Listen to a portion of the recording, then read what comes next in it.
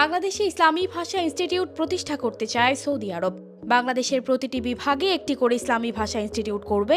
একই সঙ্গে মসজিদ প্রতিষ্ঠার আগ্রহও প্রকাশ করেছে সৌদি সরকার।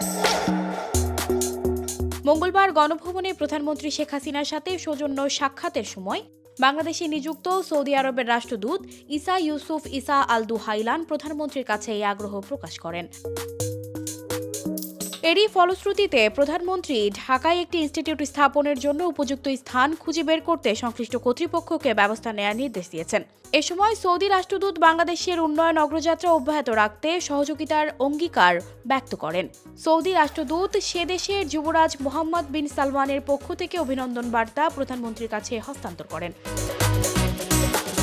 প্রধানমন্ত্রী শেখ হাসিনাও দেশবাসীর আর্থসামাজিক অগ্রগতির জন্য তার সরকারের গৃহীত পদক্ষেপগুলোকে এগিয়ে নিতে সৌদি আরবের কাছে বাংলাদেশে আরও বিনিয়োগ প্রত্যাশা করেন।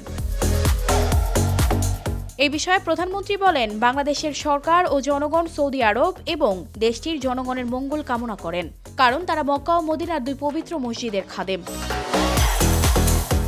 সৌদি রাষ্ট্রদূত বলেন, আগামী দিনে হজ ও ওমরাহ হজের প্রক্রিয়া আরও সহজ করতে তারা ব্যবস্থা নিচ্ছেন। দুই দেশের ক্রীড়া ও সংস্কৃতিতে সহযোগিতা বাড়ানোর কথাও বলেন তিনি। রাষ্ট্রদূত অন্য পেশাদারদের পাশাপাশি বাংলাদেশ থেকে চিকিৎসা কর্মীদের নেয়ার আগ্রহ প্রকাশ করেন। সানজিদা রহমান, প্রবাস খবর।